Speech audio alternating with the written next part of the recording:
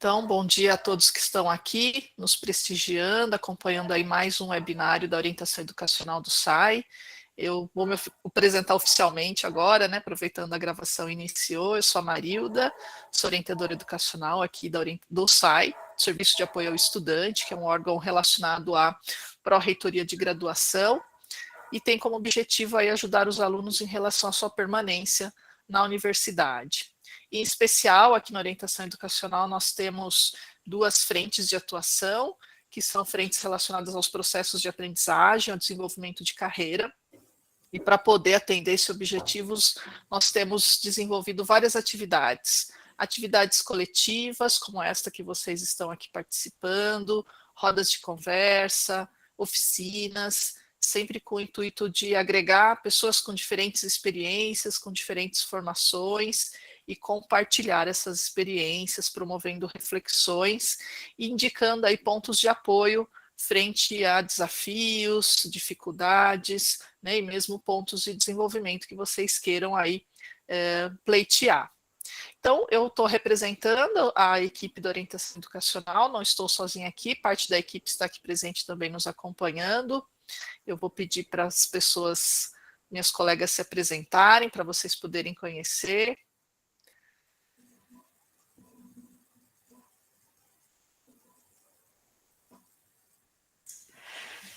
Oi, pessoal, bom dia, Joene, prazer. Eu sou a Juliana, sou pedagoga, faço parte aqui da equipe de orientação educacional. Vou estar aqui acompanhando o webinário também. Espero que seja um momento de muita troca, diálogo, que ajude vocês nesse momento aí da vida acadêmica. O que precisarem, estou aqui à disposição. Bom dia. Sou a Ligiane, parte da equipe da orientação educacional, da área acadêmica. Sou pedagoga, também fiquei à disposição. Obrigado pela sua disponibilidade, Joene.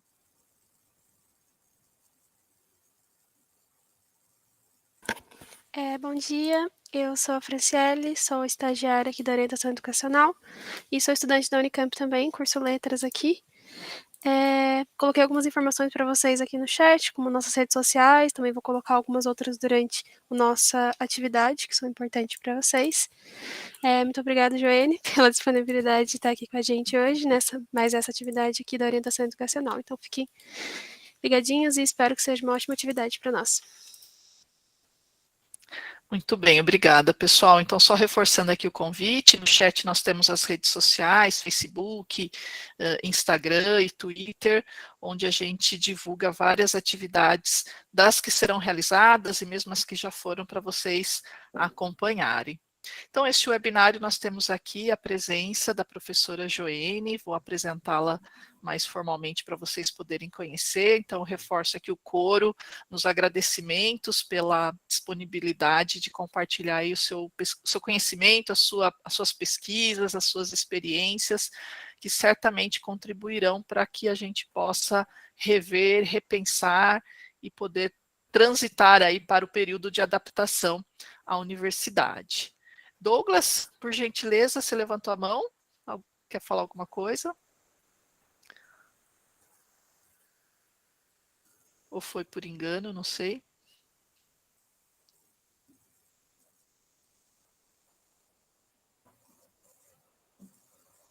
Não estamos te ouvindo, Douglas, se você estiver falando alguma coisa.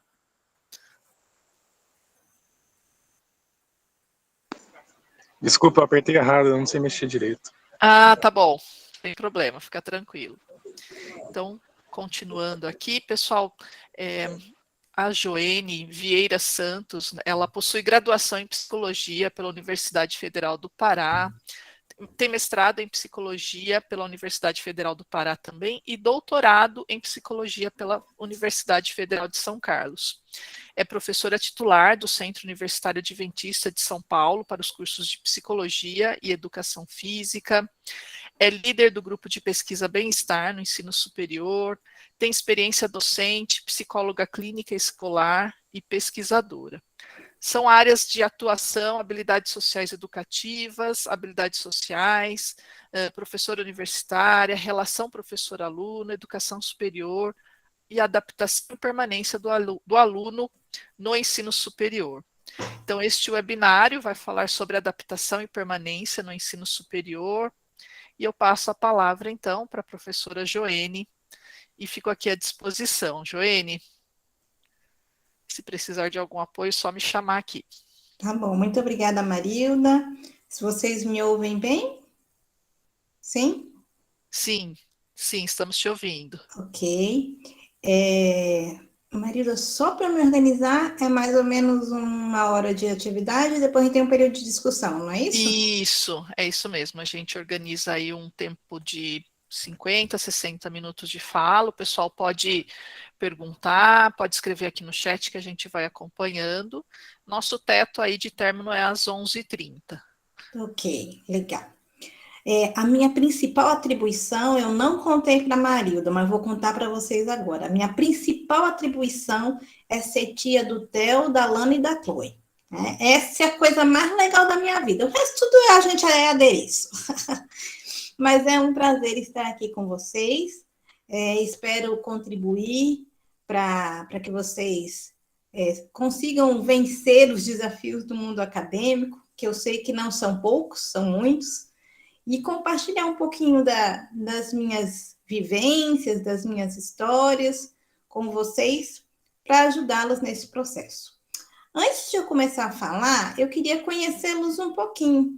Será que vocês podem me dizer no chat qual é o curso que vocês estão realizando e em que semestre vocês se encontram do curso? Só para eu conhecer o perfil da galera que está aqui conosco nesta manhã.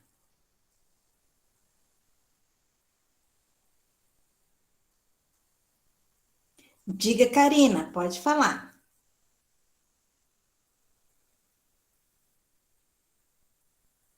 Karina, se você estiver falando, seu microfone está desligado, eu não lhe ouço. Ah, ok, sem problema. Filosofia, física, pedagogia, ciências sociais, química e física. Temos aí um grupo bem diversificado em termos de graduação, mas isso é muito legal, porque traz para a gente diferentes visões. Administração pública, geologia, química, geografia. Vou fazer uma outra pergunta, tá? Sinta-se à vontade se você não quiser responder. Você está na instituição que você escolheu e no curso que você escolheu? Se você não tiver e não quiser falar, tá tudo bem, tá bom? Não tem problema.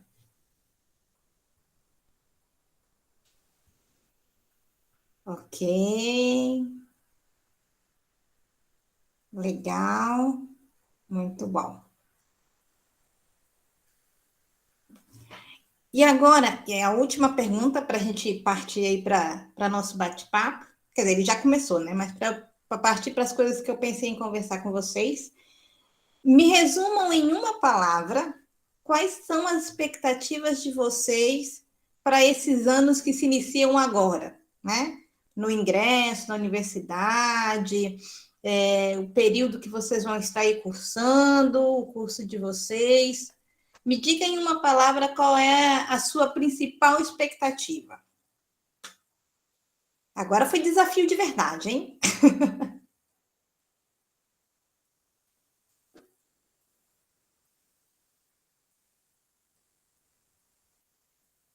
Ok. Pesquisa, desenvolvimento. Fiz uma pergunta muito difícil, o pessoal precisa se preparar para responder. Tá aí tentando resumir tudo em uma palavra só.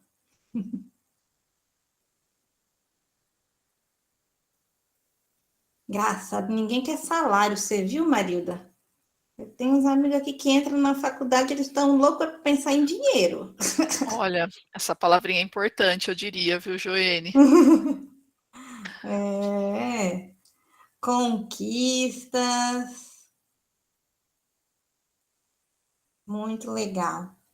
Sabe, quando a gente começa um negócio novo, seja um curso superior, seja uma outra atividade qualquer, nós temos sonhos, né? O que a gente pretende conseguir com aquilo, onde a gente acha que vai chegar, como vai ser o processo, né? Então, são muitas as expectativas que surgem quando nós começamos algo novo.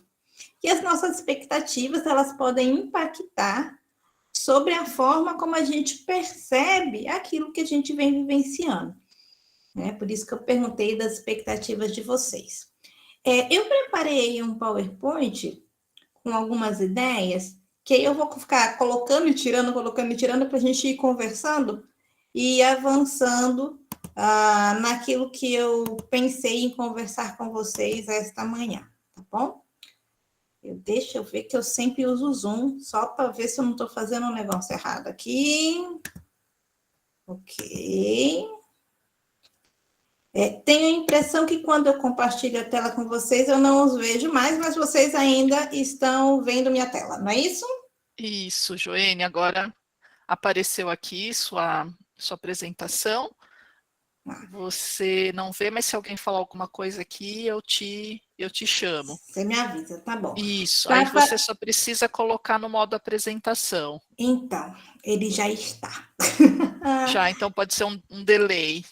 Se não estiver aparecendo, é porque de vez em quando o meu computador me trola.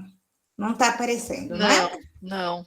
Deixa eu tentar de um outro jeito. Peraí.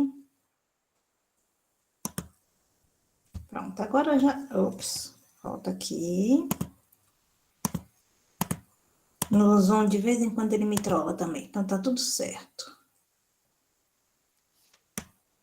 Vamos tentar assim. Eu vou compartilhar a tela inteira com vocês. E aí, eu vou abrir o coisa. Agora foi em modo apresentação? Agora foi. Chegou aqui. Então, tá bom. Então, nós vamos falar, como a Marilda comentou, sobre adaptação e permanência no ensino superior. Faz mais ou menos uns 3 a 4 anos que eu tenho estudado sobre esse tema especificamente, e algumas coisas interessantes já encontrei, e aí eu queria conversar sobre essas questões com você. Para a gente começar a conversar, talvez um primeiro aspecto a pensar qual é o papel do ensino superior, né? Para que existe o ensino superior? Para que existem as universidades? Qual é a finalidade desta instituição de ensino? Quando a gente vai para a literatura, basicamente, a gente tem 3 finalidades principais que a universidade ou o ensino superior deve alcançar com as atividades que proporciona neste ambiente.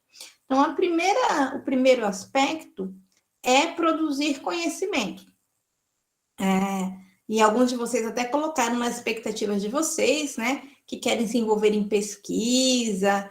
Então, isso significa que vocês estão antenados com uma das finalidades do ensino superior, que é produzir conhecimento de diferentes modalidades. Né? A gente pensa principalmente no conhecimento científico, aquele que é desenvolvido com um método específico e tudo mais, mas nós temos no ensino superior também a produção de conhecimento artístico, cada vez mais com a importância da divulgação do conhecimento científico, a promoção de conhecimento para o público externo ao meio acadêmico, né? Então, esse é um aspecto importante. O outro aspecto, que talvez seja um dos mais centrais ou mais visíveis, é justamente preparar profissionais capazes de aplicar os conhecimentos científicos. É para isso que cada um de vocês está aqui, né? Quem veio fazer química, por exemplo, está se preparando para conhecer os conhecimentos produzidos nessa área, identificar como usar esses conhecimentos em suas atuações profissionais futuras. E, por fim, a universidade tem o papel de proporcionar suporte técnico e científico para diferentes aspectos da sociedade, né? Cultura, economia, aspectos sociais. Então, os conhecimentos produzidos na universidade devem favorecer o desenvolvimento da sociedade ou da comunidade na qual ela está inserida. Na nossa conversa dessa manhã, nós vamos nos focar especificamente sobre esse segundo conhecimento, essa segunda finalidade, que é preparar profissionais qualificados, aptos a resolver os problemas sociais com base nos conhecimentos científicos, com base num raciocínio lógico, num raciocínio crítico da sociedade, né? E, nesse sentido, quando a gente olha para a universidade com esse papel específico, a universidade se torna uma grande oportunidade das pessoas que por ela passam, as pessoas que frequentam a universidade, de desenvolverem talentos, competências, conhecimentos que são necessários não apenas para a vida profissional, mas também para a sua vida pessoal, para a sua vida social, né? Inclusive, foi um dos objetivos, ou uma das expectativas que foi colocada no chat aí no começo da nossa conversa, que a pessoa disse que esperava que ao longo da universidade ela pudesse, então, se desenvolver. Olhando para o ensino superior, nos últimos anos ou nas últimas décadas, nós observamos um crescimento da oferta de vagas no ensino superior. E esse é um fenômeno universal, ou seja, não foi só no Brasil que isso aconteceu. Em diferentes países do mundo, nós vemos um aumento da quantidade de vagas disponíveis no ensino superior, para que cada vez mais pessoas possam ter uma formação superior, realizar uma graduação, estarem melhor preparadas para o mercado de trabalho, né? Esse aumento das vagas, ele permitiu dois aspectos. Primeiro, uma progressiva democratização do ensino superior. O que isso significa? Que pessoas com diferentes perfis socioeconômicos puderam, então, acessar o ensino superior. Eu não sei quantos de vocês aqui vêm de famílias onde vocês são os primeiros a entrar na universidade. Ou seja, seus pais, por algum motivo social, de história de vida, não conseguiram ingressar, mas você conseguiu estar no ensino superior, né? Além disso, nós temos, por exemplo, pessoas que têm uma condição econômica menos favorecida, com esse aumento de vagas, elas conseguiram, então, também ingressar no ensino superior em busca de uma melhor qualificação profissional e uma melhor posição dentro do mercado de trabalho, né? Também a gente verifica a massificação de acesso ao ensino superior. O que isso significa? Significa que a gente tem uma quantidade expressiva de vagas maior e, portanto, há uma maior facilidade de acesso ao ensino superior, né? Isso tudo resulta em um conjunto de pessoas dentro da universidade que possui diferentes perfis socioeconômicos, étnicos, etários, sociais, níveis acadêmicos. E essa quantidade esse grupo heterogêneo faz com que diferentes demandas sejam encontradas ou sejam verificadas, diferentes desafios sejam verificados pelos alunos ao ingressarem no ensino superior.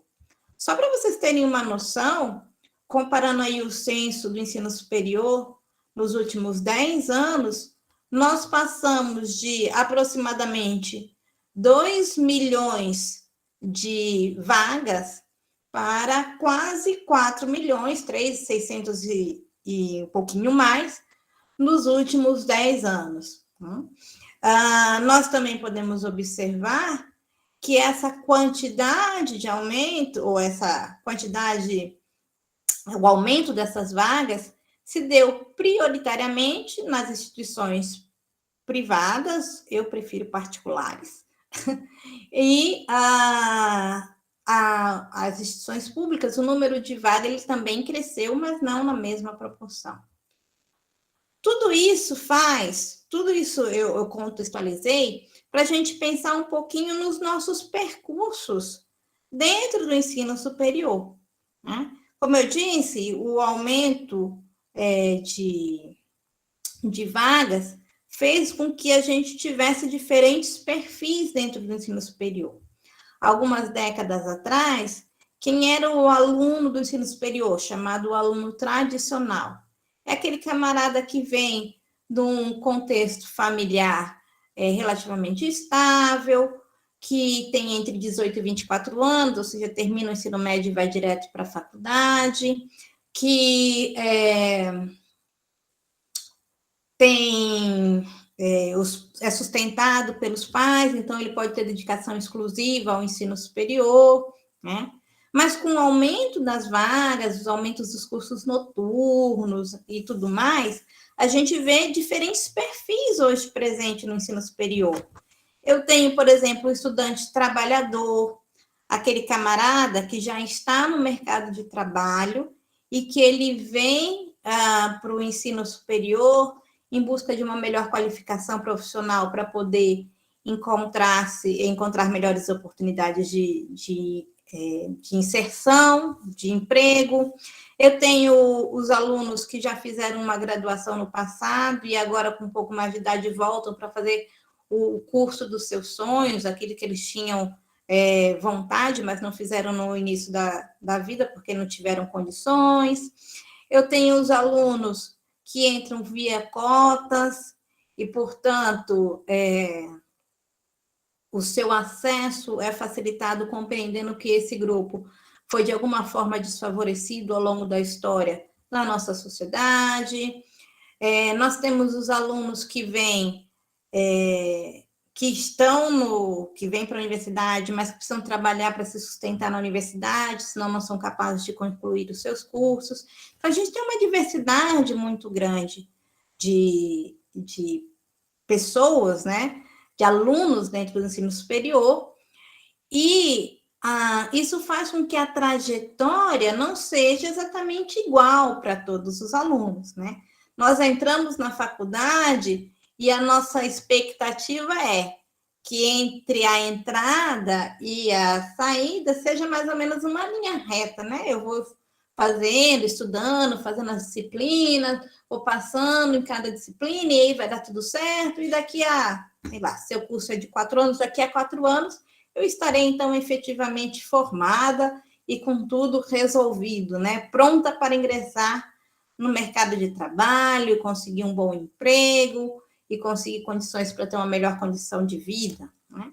Mas a realidade do mundo acadêmico não é uma linha reta. É uma linha mais ou menos assim, sabe?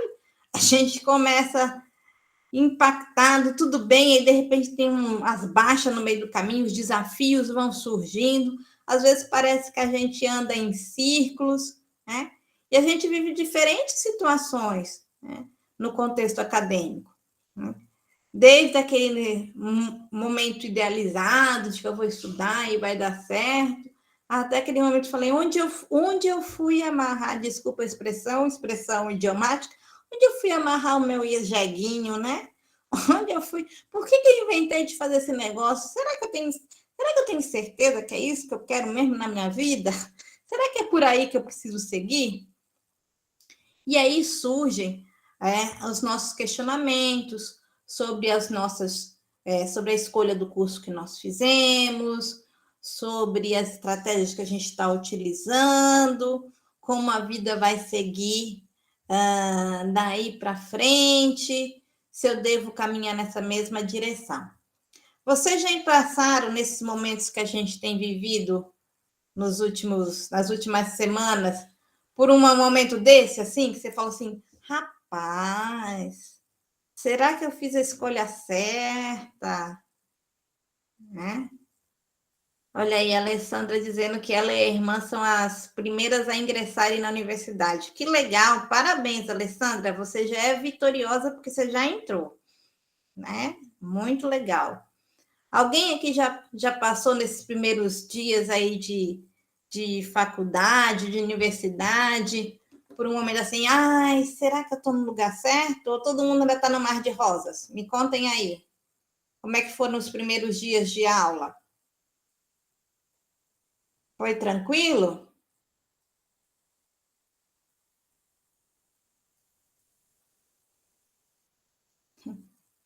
Foram horríveis.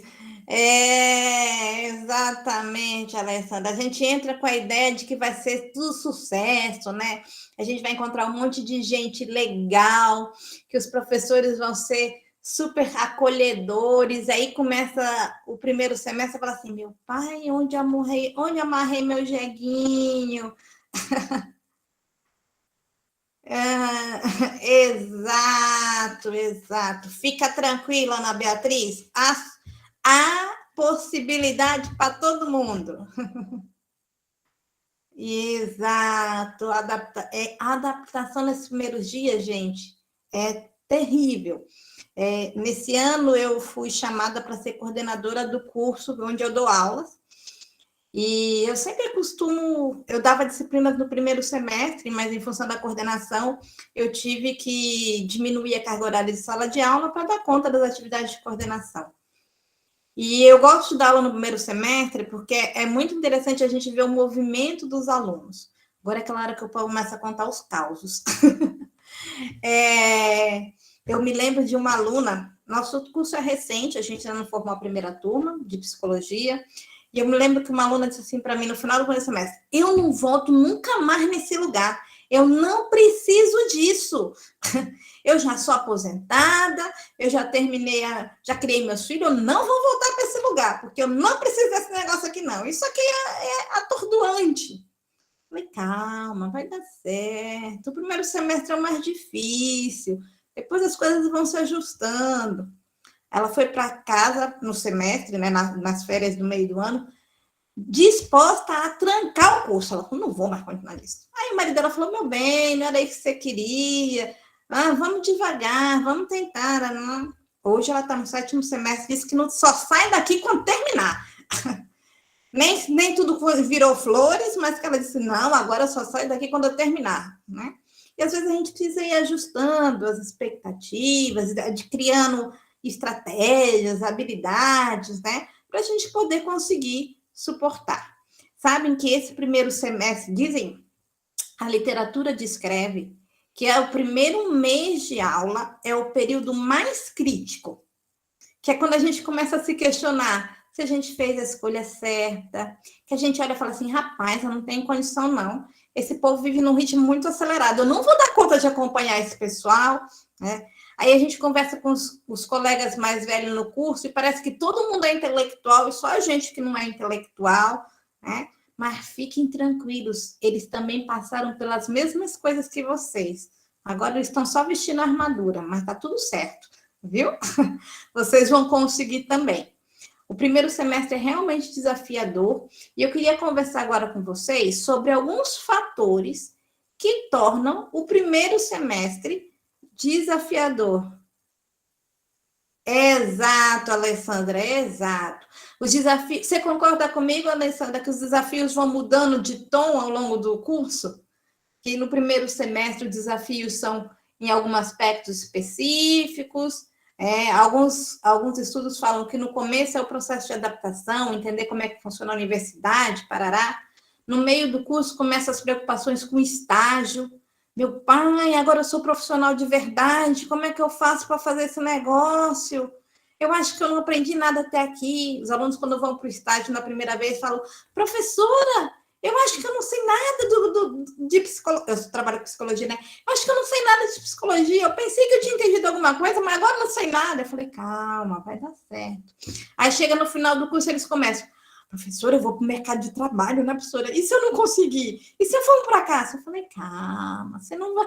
E eu não lembro de nada que eu estudei. Eu falei: calma, quando tu estiver na prática, você vai lembrar, vai devagar que vai dar certo, né? Então, sim, as batalhas, elas continuam ao longo do curso. Não é verdade, Alessandra? Primeiro, o estágio, ele é assustador, né? A gente acha que é um bicho de 7 cabeças. Mas lembrem, tudo que é novo, tudo que a gente vai fazer pela primeira vez, nos desafia, nos coloca na corda bamba, né? Porque isso põe em xeque a nossa percepção de quanto estamos preparados, de quanto somos capazes, de quanto a gente dá conta, né? E é muito difícil lidar com toda essa pressão ao mesmo tempo. À medida que você for indo para a prática, que você for se acostumando com o ambiente de estágio, com o suporte do seu orientador e tudo mais, as coisas vão ficar mais tranquilas. E há um aspecto muito importante, né? A prática, a perfeição, não gosto da palavra perfeição, mas a desenvoltura profissional, ela requer prática. Eu sou professora, eu digo que eu tenho dó dos meus primeiros alunos, porque os meus primeiros alunos sofreram, coitado. Né? Eu não sabia o que era ser professora. Eu agradeço a eles pela professora que eu sou hoje, porque eles me deram a tolerância e o apoio necessário para eu descobrir o que funcionava, o que não funcionava, quais as estratégias que eram melhores, quais que não eram. Né? Então, exatamente, a prática vai envolvendo essas questões. A Karina está com a mão levantada. Karina, você quer fazer algum comentário sobre isso? Ou você não conseguiu baixar a mão? Pode ser as duas coisas. Ok, se você estiver falando, eu não estou te ouvindo, tá bom? Eu acho que a Karina não conseguiu abaixar a mão. Karina, se você apertar novamente na mãozinha, ela vai abaixar. Exato. Isso, ótimo. Tá tudo bem. Quando eu comecei a dar aula no Zoom, no começo da pandemia, nossa, era uma... Até eu entender o que funcionava aonde, deu trabalho. Muito bem. Então, vamos agora partir para a segunda parte da nossa conversa, que a gente vai falar sobre os fatores que podem, então, dificultar ou podem interferir no nosso processo de adaptação acadêmica. Tá? Isso aqui já foi. Ops. Então, quando a gente fala de adaptação, eu resolvi trazer essa imagem aí, talvez seja uma das imagens mais emblemáticas, né? Adaptação diz respeito a você conseguir e usar estratégias para sobreviver num determinado ambiente. Né? Então, este lagarto, eu não sou da biologia, vocês logo vão perceber, mas este animalzinho que está aí, ele tem maior chance de sobreviver porque ele consegue se adaptar ao ambiente, ou seja, ele fica aí meio que camuflado, né? E, portanto, ele tem menor risco de ser uma presa fácil aos seus predadores. Quando a gente fala de adaptação, no contexto do ensino superior, a adaptação ela pode envolver diferentes aspectos. A adaptação a um novo espaço físico mesmo. Eu me lembro que quando eu comecei a faculdade, eu fiz na Universidade Federal do Pará.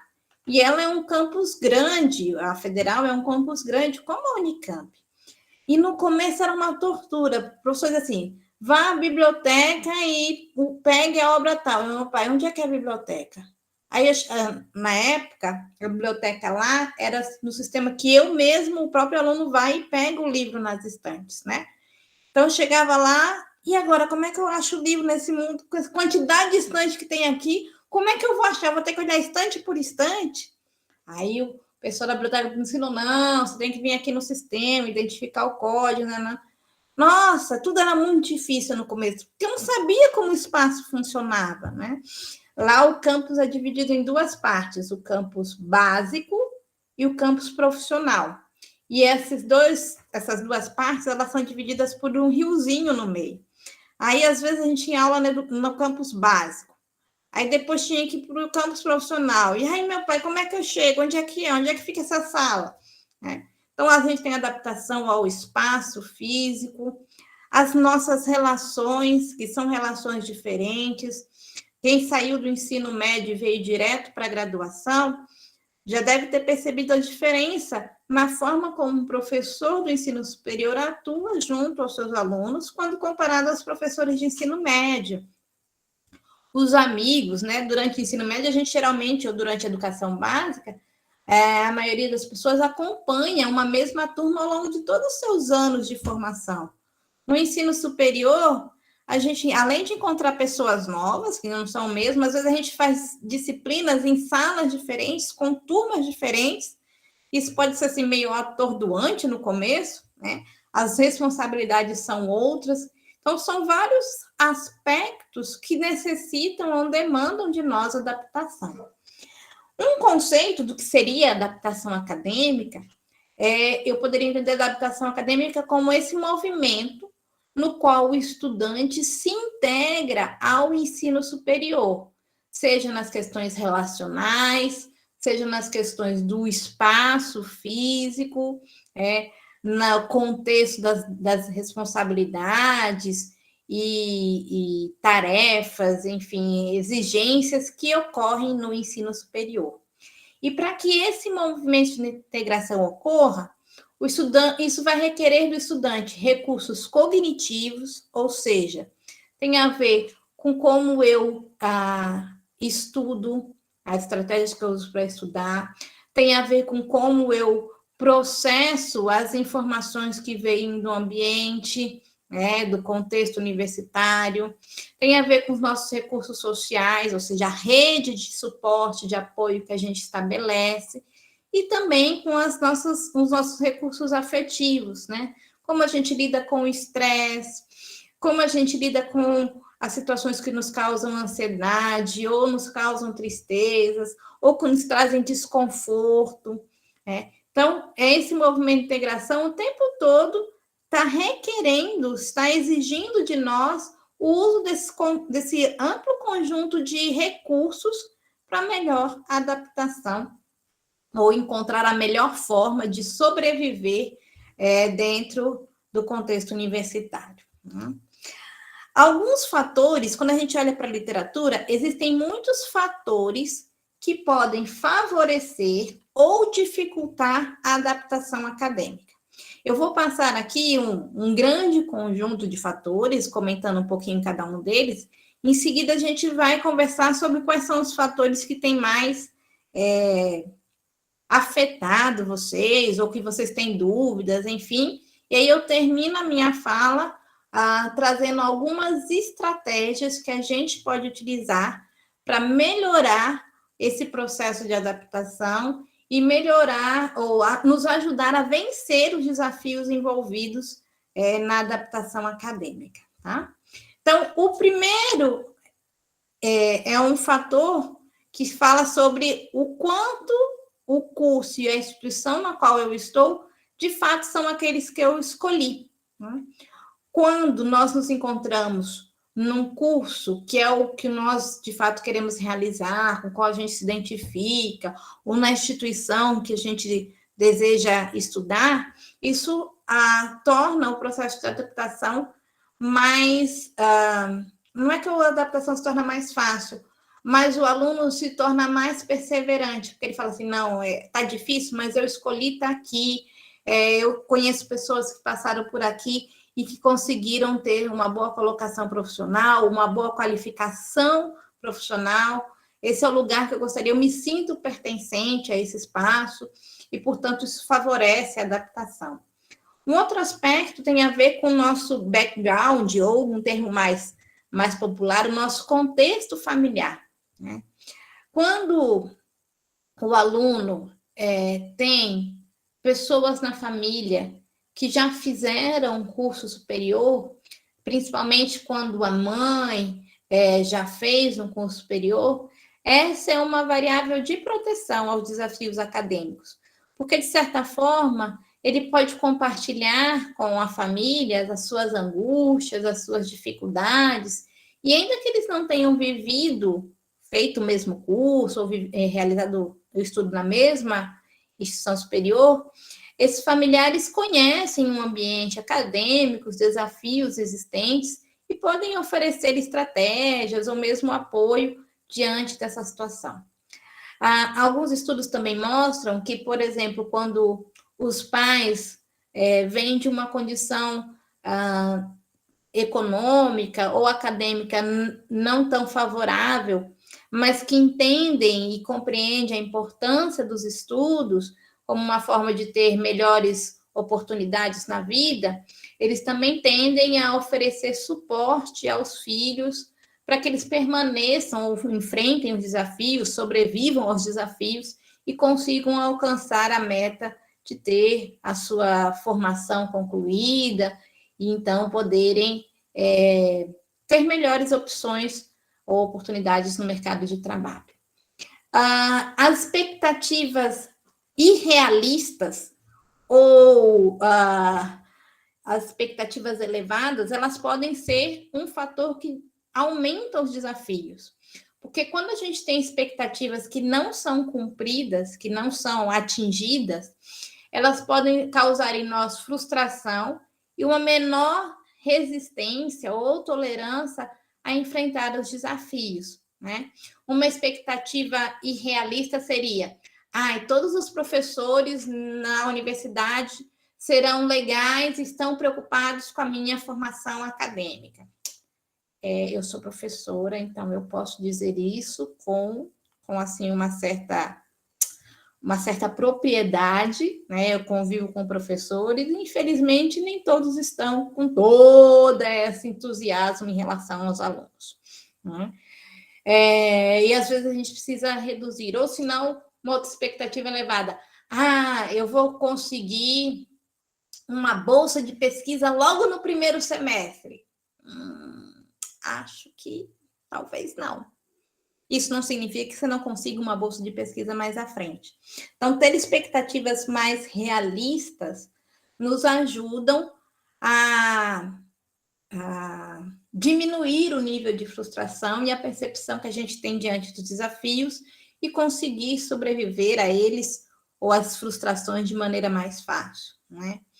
Um outro fator que pode dificultar a adaptação é quando a gente não tem informação sobre a organização ou sobre o funcionamento do ensino superior, né? Por exemplo, se você não sabe como é que funciona os processos de matrícula, de trancamento, de busca de apoio, né?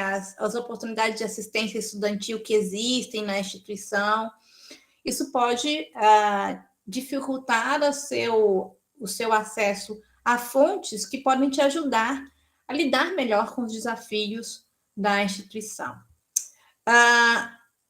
Um outro aspecto é quando a gente escolhe o curso não por fatores internos, mas por variáveis externas. Por exemplo, eu resolvi fazer advocacia porque meu pai é advogado e ele tem um escritório e ele quer que eu assuma o escritório quando ele se aposentar. Mas eu odeio leis, eu detesto, mas eu vou fazer o direito, porque meu pai quer que eu faça e isso vai ser importante, né?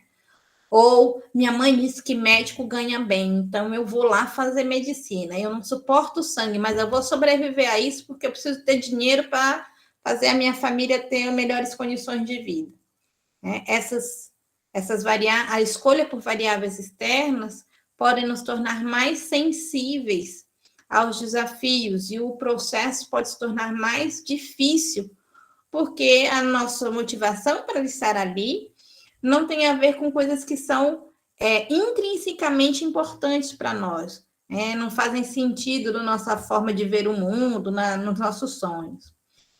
Um outro aspecto é o sentimento de pertencimento. O quanto você se sente já Unicamp agora, né? Você se sente integrado ao ambiente, você sente que esse é o lugar que você quer estar, que os valores promovidos na instituição, as oportunidades de ensino, de pesquisa, de extensão, são coisas que fazem sentido para você. O sentimento de pertencimento também é desenvolvido quando nós nos envolvemos nas atividades acadêmicas. Quando, além de frequentar a sala de aula, a gente está inserido em grupo de estudo, grupo de pesquisa, projeto de extensão, onde eu sinto que eu faço parte desse ambiente e que eu sou valorizado pelos meus pares, sejam colegas, sejam valorizados pelos professores, isso promove em nós o sentimento de pertencimento. Um outro aspecto importante é se você teve ou não que mudar da sua cidade de origem para vir para Campinas para fazer o seu curso. Quando a gente tem que sair da nossa cidade de origem, a gente perde o chão, né? Que fica para trás os nossos amigos, os nossos familiares, os lugares que a gente conhece para lazer, para alimentação. Além disso, muitas vezes é a primeira vez que vai morar sozinho, então você precisa aprender a gerenciar seu dinheiro, sua rotina acadêmica com a sua rotina pessoal, tem que lavar roupa, né? Então, como é que tem sido esse processo para você? Você precisou mudar? Você conseguiu já estabelecer uma rede de apoio? Você já conseguiu fazer novos amigos? Ou ainda tudo está sendo muito difícil? Um outro aspecto importante é em relação à ausência de uma rede de suporte social ou uma rede de apoio, né? O que é uma rede de apoio? É você poder contar com pessoas que podem te dar, que podem apoiar, com quem você pode compartilhar as alegrias e as tristezas, com quem você pode pedir conselhos diante de dificuldades. Você tem uma rede de apoio, podem ser familiares, podem ser amigos, podem ser professores, podem ser colegas de classe.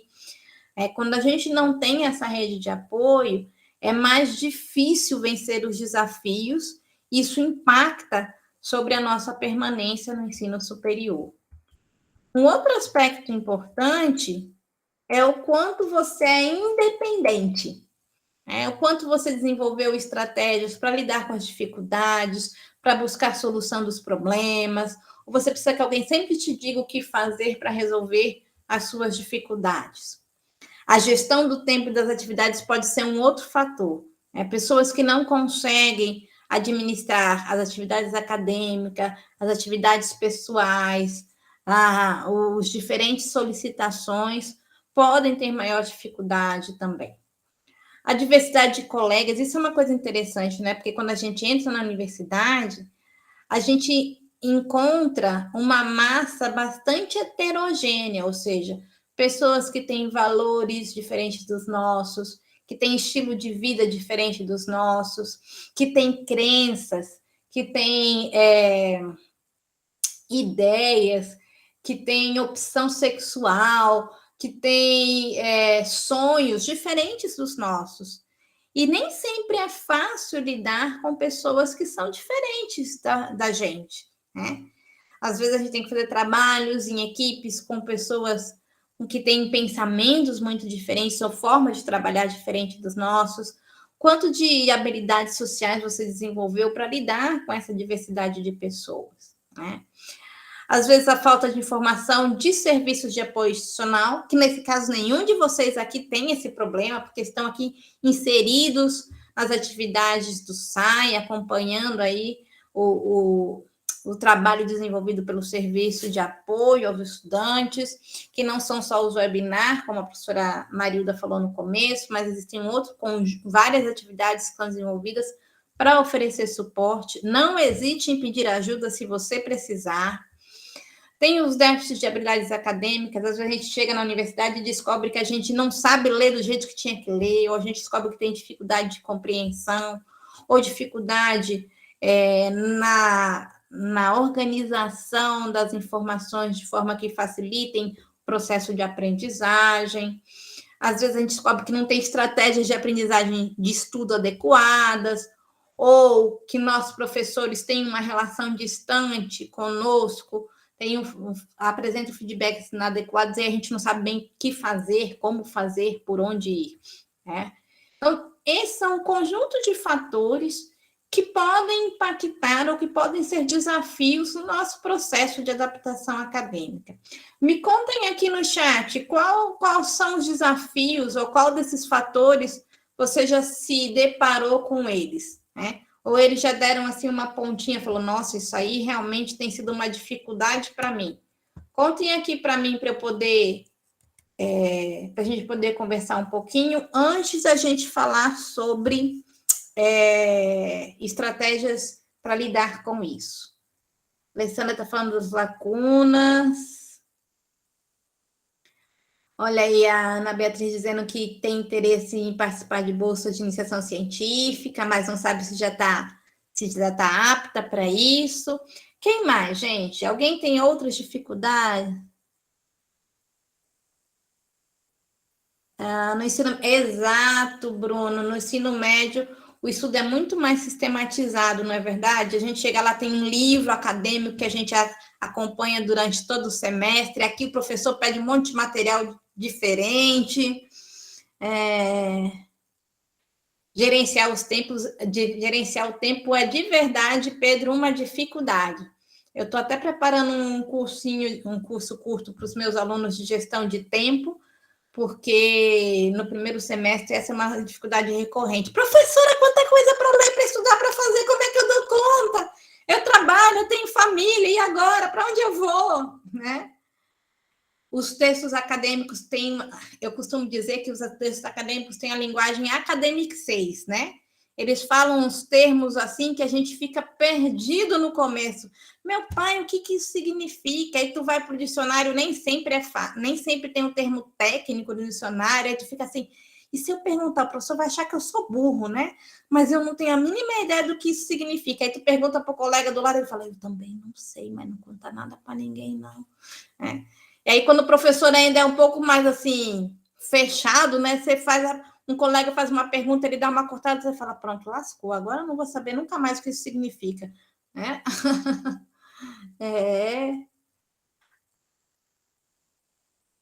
Exato, o estudante trabalhador ele tem muitos desafios, né, Alessandra?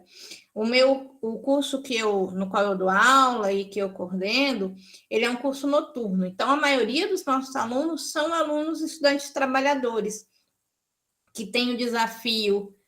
Ai, desculpa, eu vou espirrar. Desculpa. Que tem essa dificuldade entre gerenciar as demandas do trabalho, a maioria deles trabalha 8 horas por dia, depois chegam na universidade às 7, tem aula até às 11, né? E aí, quando chega em casa, tem que pensar no dia seguinte, mas estão quebrados, tem que ler os textos. É realmente bastante desafiador trabalhar e estudar. Eu digo para os meus alunos, eu tive o privilégio de não precisar trabalhar durante a graduação. Eu acho realmente que isso é um privilégio. Mas eu digo para os meus alunos que eles têm a minha admiração e meu respeito, porque eu sei o quanto é difícil ter que dar conta de todos os desafios acadêmicos e ainda ter que trabalhar e muitas vezes cuidar de uma família, né? É desafiador. Eita, Bruno, as relações sociais são um negócio difícil na sala de aula, não é? A gente tem desde o colega que é legal até aquele colega que entra no grupo, mas só é um famoso encosto, né? Ele está lá só para constar o nome, mas ele não ajuda em nada. E você ainda vai falar com o professor ainda fala se vira, aí o negócio fica mais difícil. Realmente é um desafio lidar com as atividades em grupo. Você tem muita coisa para ler, Paula? Me conta aí. Vocês já estão desesperados? Minha mãe fez pedagogia na universidade. Eu vou usar um termo que acho que vocês não entendem, mas eu vou explicar. Lá no Pará, a gente tem um prato típico que chama-se maniçoba. Maniçoba é um prato indígena que é feito com a folha da mandioca. Só que como a mandioca, macaxeira, tá? É sinônimo aí, é porque eu usei mandioca, mas fiquei em dúvida se mandioca, aipim, macaxeira, são tudo a mesma coisa, tá?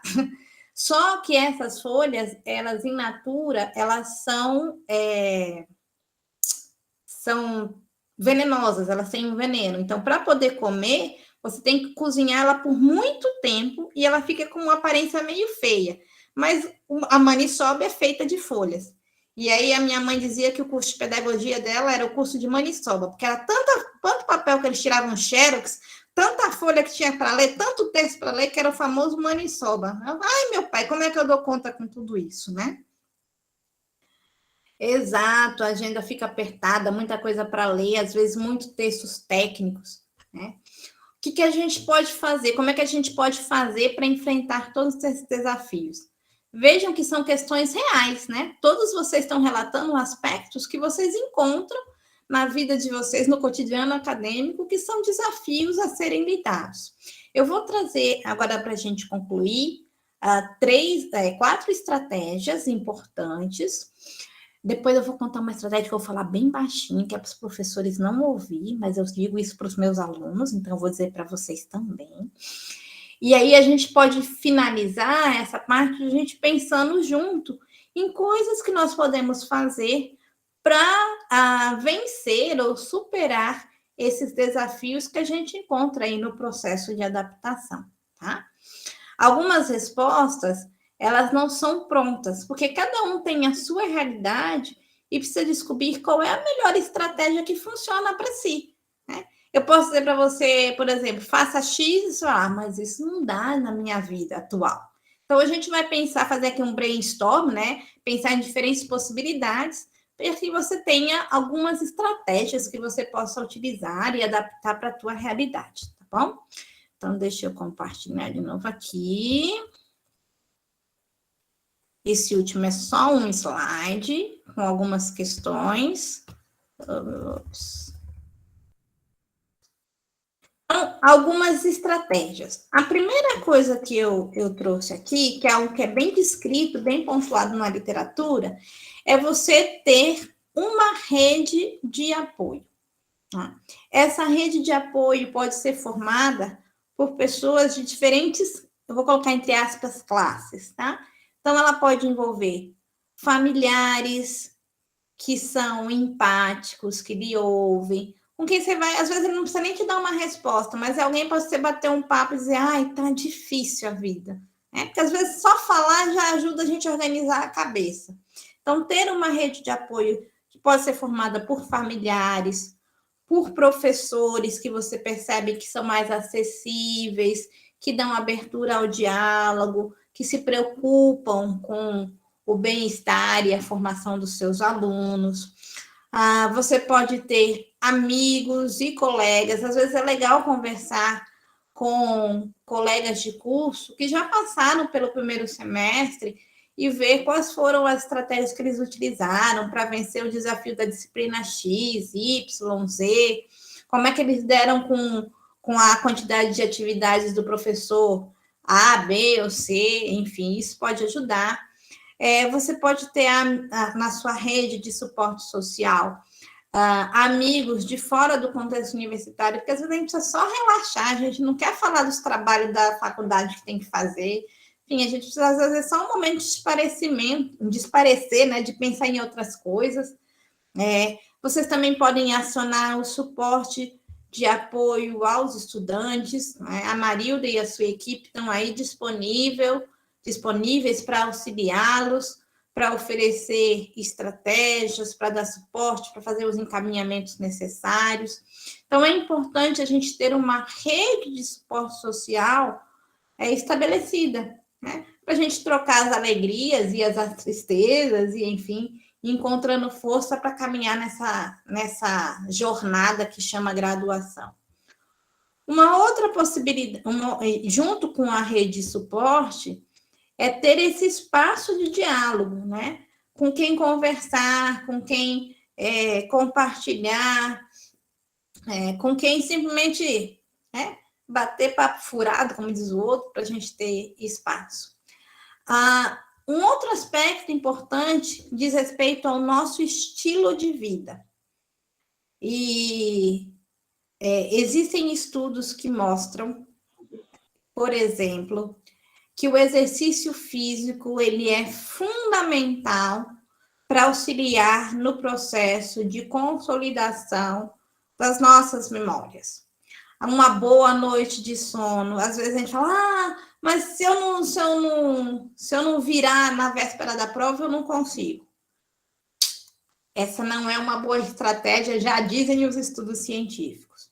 Eu sei que é desafiador ter um estilo de vida saudável quando nós estamos na universidade e já estamos inseridos no mercado de trabalho, mas é importante a gente ter os momentos, eu vou colocar entre aspas, de suspiro, né? A gente precisa ter o nosso exercício físico, Nem que seja meia hora de caminhada, né? Não tem dinheiro para nada, não, para caminhar não precisa de dinheiro, né? Vai andar de uma sala para o outro, não vai sair da sua sala para ir para o refeitório ou para o restaurante universitário, vai a pé, não pega o circular, é para você fazer esse exercício físico. Chegou no prédio, sobe de escada, não sobe de elevador. Tem uma dieta relativamente equilibrada, não desconta no café e no chocolate, que não vai ajudar, né? Coma frutas, coma verduras. Tudo isso pode parecer besteira, mas faz uma enorme diferença na nossa qualidade de vida e, portanto, nos ajuda a vencer melhor os desafios acadêmicos. Se você tiver com uma imunidade baixa, você vai pegar um resfriado, você vai ficar com dor de cabeça mais frequente, tudo isso atrapalha o teu estudo. Então, é importante você desenvolver um estilo de vida o mais saudável possível. Alimentação, exercício físico, tempo para dormir, é importante isso. E o último, mas não menos importante, peça ajuda. Quando o mundo estiver difícil, peça ajuda, não sofra sozinho, né? O SAI tem várias estratégias de ajuda, tem mini cursos, tem os webinars, tem o pessoal que faz atendimento individualizado, os encaminhamentos necessários. Não sofra sozinho os desafios do mundo acadêmico, peça ajuda para familiares, para amigos. Às vezes, eu vou interromper aqui, contar uma breve historinha, e aí a gente vai para as nossas conversas.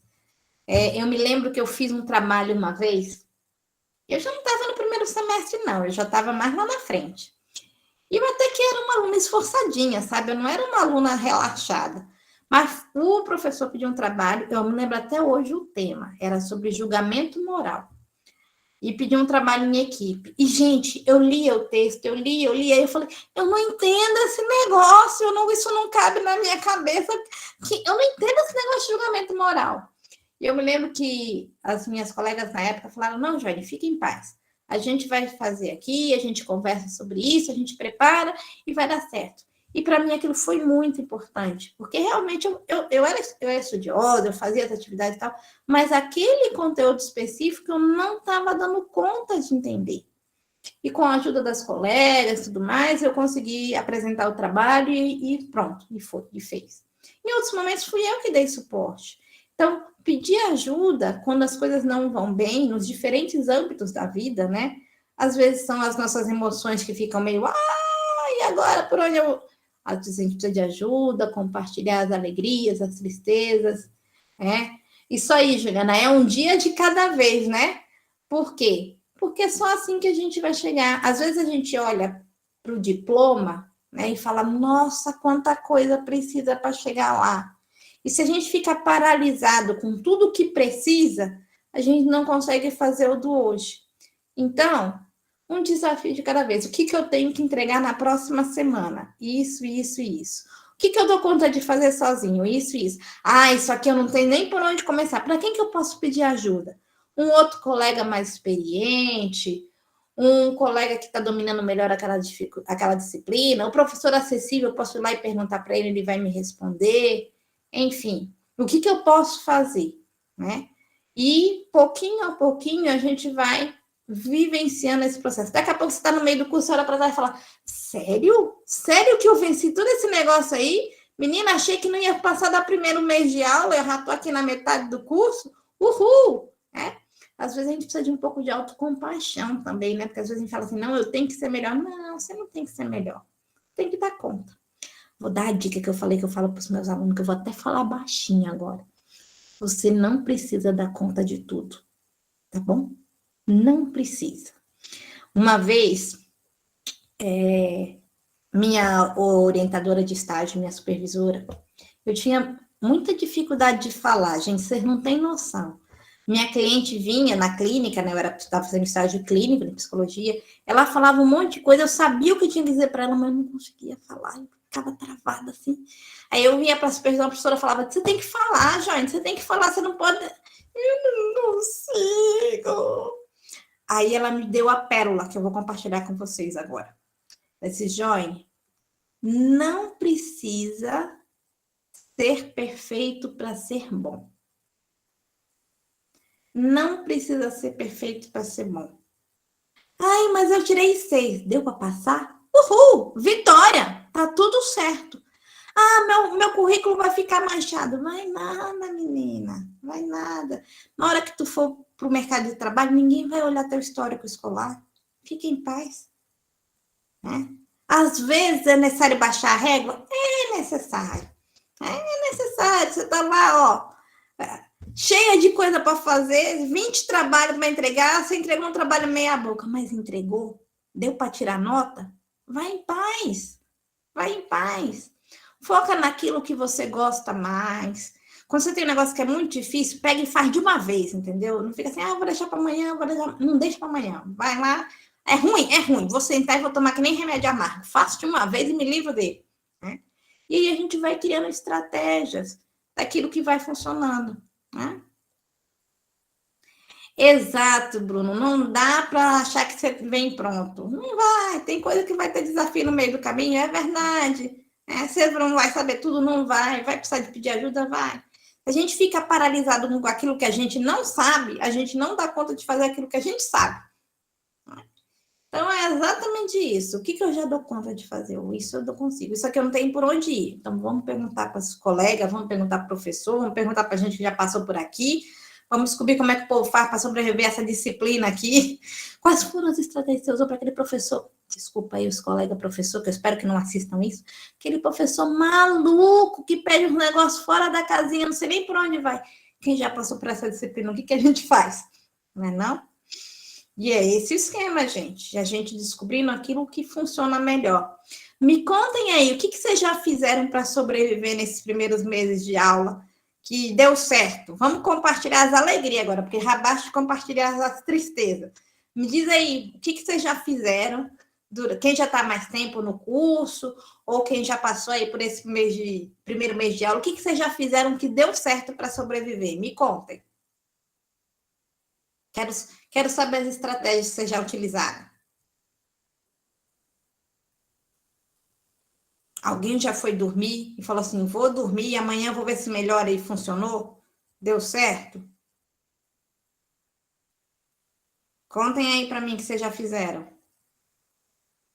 É bom, Douglas, é bom parar para pensar, porque às vezes a gente fica tão atordoado que a gente nem consegue montar um plano de ação. Foi ótimo.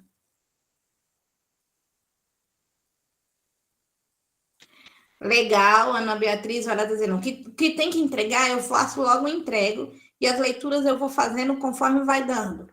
Legal, o que mais, gente? Me contem aí o que vocês estão fazendo.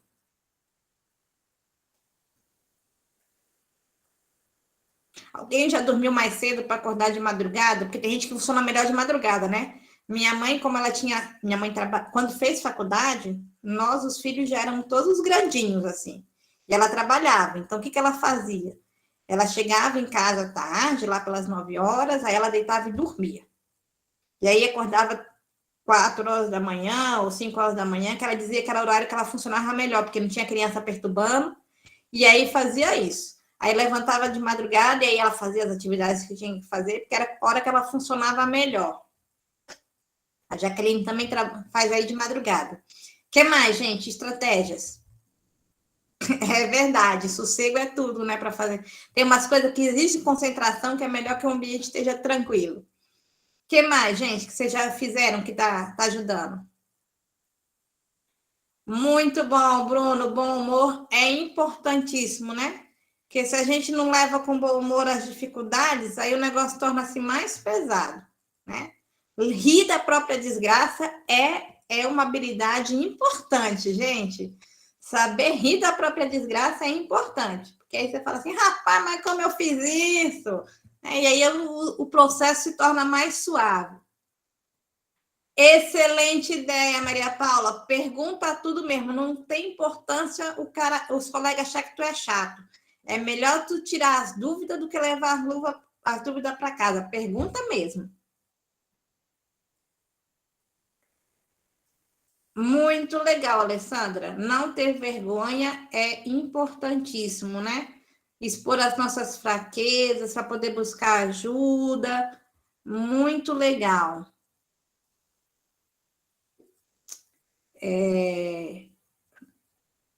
Se mostrar fácil o tempo todo, às vezes faz as pessoas enxergarem você como alguém que não precisa de ajuda, mas todo mundo precisa de ajuda. É verdade, Alessandra.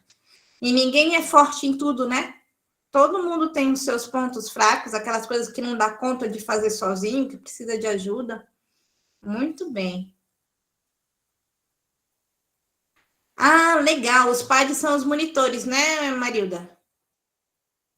Isso, exatamente. Tem os PADs e os PEDs, né? Os PADs são alunos de graduação e os PEDs são alunos de pós-graduação. Exato, muito bom. Essa é uma excelente estratégia, Jaqueline. Acionar os colegas e os, eu vou chamar entre aspas de monitores, é que aqui na nossa instituição a gente chama de monitor, que são os alunos que estão mais avançados e que podem dar suporte, tirar dúvida. Às vezes a gente tem, o professor não é lá muito acessível, né? Eu sei que isso acontece, né? Ainda bem que os meus colegas professores não vão assistir isso aqui. Os professores às vezes não são muito acessíveis, né? São assim um pouco mais rudes, para não chamar de grosseiros. Então, eles são, às vezes, mais rudes, né? Tem menos tempo, e aí, ir com os monitores é uma boa estratégia para tirar dúvidas, que são pessoas que já estão mais avançadas no curso, ou que já estão na pós-graduação, e podem te ajudar com as dúvidas, são excelentes estratégias. É legal, Bruno, essa também é uma estratégia muito boa. Perguntar para os colegas quais são as estratégias que eles usam para estudar, né? Às vezes você fala assim, poxa, o fulano sempre tira nota boa, vou perguntar para ele o que ele faz para conseguir estudar e assimilar melhor o conteúdo, né? Trocar estratégias, é muito legal. Marilda, eu não vou te botar na saia justa, mas é só para perguntar, porque de repente a galera não sabe. Vocês têm aí cursos que ajudam os alunos a desenvolver estratégias de aprendizagem? Temos, Joene, então nós temos as oficinas, né, que nós desenvolvemos aqui pela orientação educacional, que são atividades extracurriculares, com duração aí de 1h30, 2 horas, são encontros pontuais, com algumas temáticas, por exemplo, estratégias de aprendizagem, gerenciamento do tempo, a gente até colocou um link aqui para vocês verem a nossa programação, né, e reforçar o convite aí para estender essa conversa que estamos fazendo aqui, para quem tiver aí interesse, disponibilidade. E nós temos também uma disciplina, você perguntou de curso, Joane, nós temos uma disciplina eletiva, chamada AM064, Oficinas de Autorregulação da Aprendizagem, que é desenvolvida em parceria com a Faculdade de Educação, pelo Grupo de Pesquisa Psicologia e Ensino Superior, com a professora Camila Fior e com a professora Sueli Polidoro. Então, é uma disciplina que convalida 4 créditos, são 2 horas síncronas e 2 horas assíncronas, né? Antes da pandemia, ela já funcionava nesse formato de 2 horas assíncronas pelo Moodle, e a gente, essa disciplina aí já tem quase 10 anos. Esse semestre nós estamos com 2 turmas, né? A gente depende muito aí de pessoas para poder conduzir, né? Nem sempre a gente consegue ter muitas turmas, a gente já teve 5 turmas no semestre. Que legal. Então, não sei se tem alguém aqui que já fez ou que está fazendo de repente, mas fica aí a referência para o próximo semestre, para vocês darem uma olhadinha na disciplina e poderem participar. Hashtag e tem tudo a ver, hein, galera? E fica aí a indicação, né, para o próximo semestre. Quem quiser continuar essa conversa aí das dificuldades que vocês estão enfrentando, fica a sugestão também. Muito legal. Mas, Joane, muito bom te ouvir, viu? Eu ficaria aqui a tarde toda ouvindo você. Essa estratégia da paradinha, ela é muito boa, seja ela na noite, né? Tem pessoas que preferem dar paradinha e vai dormir mais cedo e acorda mais cedo, né? Tem pessoas que dão uma esticadinha ali na noite, mas vale para o dia também. Eu me lembro muito bem, assim, dos meus estudos mais recentes aí que eu tinha esse horário durante o dia, e chega uma hora que você está ali patinando, né? Você já não enxerga mais o texto, as letras já estão todas misturadas, você já não sabe mais o que está falando ali, e a paradinha ela funciona, né? Dá um tempo, vai tomar uma água, vai tomar um café, tira uma soneca, se for o caso, e volta numa outra vibe, digamos assim, né? Mas com uma concentração melhor, com uma atenção melhor, para dar continuidade, né? Às vezes a gente fica ali patinando, insistindo em algo que não está sendo produtivo e acaba perdendo um tempo muito precioso, né? Então, ter essas estratégias aí, como a Joane falou, daquilo que funciona melhor para si, certamente vai ajudá-los bastante. Muito bem, pessoal. Olha, é muito bom vê-los aqui, vendo vocês participando da conversa. O Bruno aqui pedindo referências dos slides, dizendo que adorou a conversa, que ajudou bastante. Que bom, Bruno. A Alessandra também. Olha, a Franciele, nossa estagiária, pôs um link aqui para vocês nos ajudarem na organização das novas atividades. É sempre bom ouvi-los, né, e saber como que a gente pode contribuir de forma mais pontual. Então, é importante que vocês participem. Ó, a Joane rapidamente já colocou aqui as referências. Muito obrigada.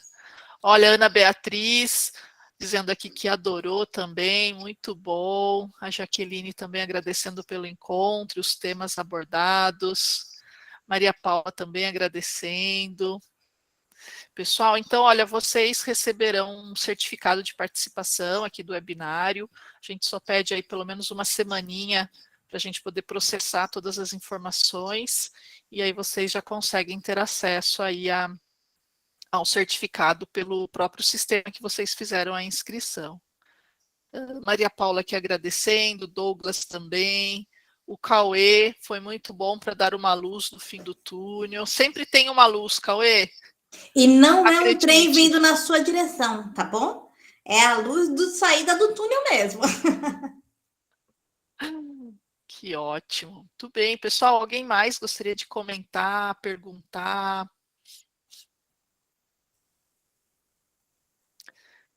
Fiquem à vontade. Olha, enquanto o povo comenta, eu também quero agradecer o convite. Foi muito bom estar aqui com vocês, conhecê-los, ouvir um pouquinho aí dos desafios que vocês estão enfrentando e compartilhar ideias, né? Eu acho que quando a gente compartilha, favorece o processo de mudança, né? Às vezes a gente precisa só de um era isso. E eu acho que isso é legal. Legal, a gente que agradece você, Joene, pela sua disponibilidade e gratidão aí pela sua apresentação. Pessoal, então acho que a gente vai encerrando, né? Nosso tempo está se finalizando aqui. Agradeço a presença de vocês. Os vejo nas próximas atividades, né? Nossa semana, nosso mês já está assim bastante intenso. E estamos aqui presencialmente no SAI. O SAI fica de frente com a DAC, do lado do bandejão, né? São as nossas principais referências.